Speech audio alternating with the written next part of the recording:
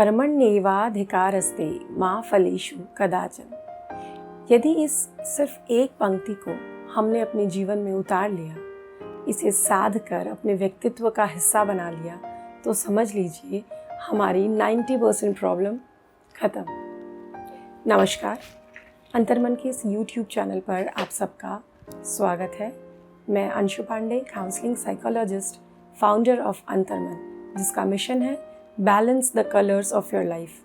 और इसी श्रृंखला में आज इस पंक्ति का अर्थ समझते हुए इसे अपने जीवन में उतारने की कोशिश करते हैं, जिसका अर्थ है कर्म करना आपका अधिकार है, पर उसके फल पर, उसके परिणाम पर और उसके रिजल्ट पर आपका कोई अधिकार नहीं है। इसलिए कर्म करें, फल की चिंता ना करें। पर इससे हमारी प्रॉब्लम कैसे ख़त्म होगी? बेसिकली हम सब ये जानते हैं कि फिज़िकल प्रॉब्लम से ज़्यादा पेनफुल मेंटल और इमोशनल प्रॉब्लम होता है।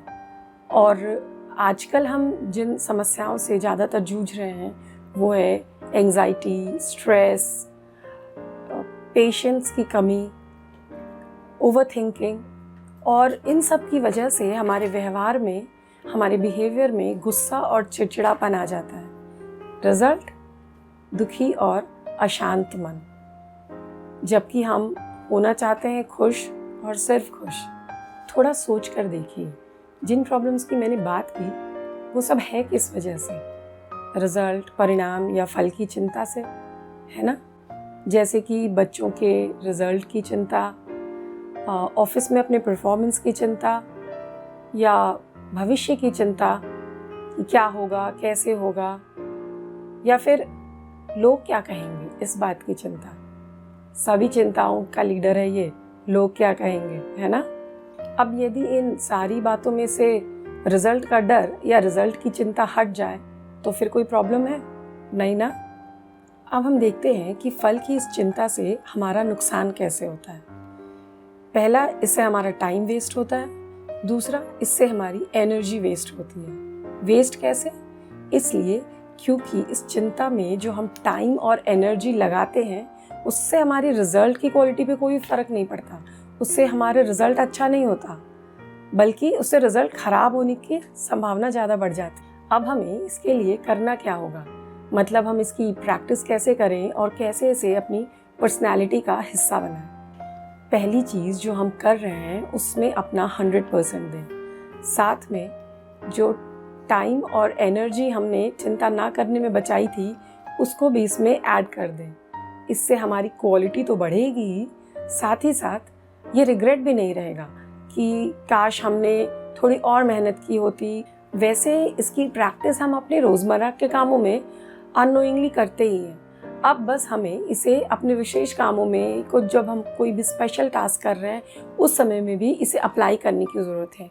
जैसे सुबह जब आप ब्रश करते हैं तो क्या उस समय आप ये सोच रहे होते हैं कि पता नहीं ब्रश ठीक से होगा या नहीं होगा, कहीं इसमें कोई कीड़ा ना रह जाए, कहीं इससे कोई बहुत बड़ी बीमारी ना हो जाए, और अगर बीमारी हो गई तो फिर उसके इलाज में पता नहीं कितने पैसे खर्च होंगे?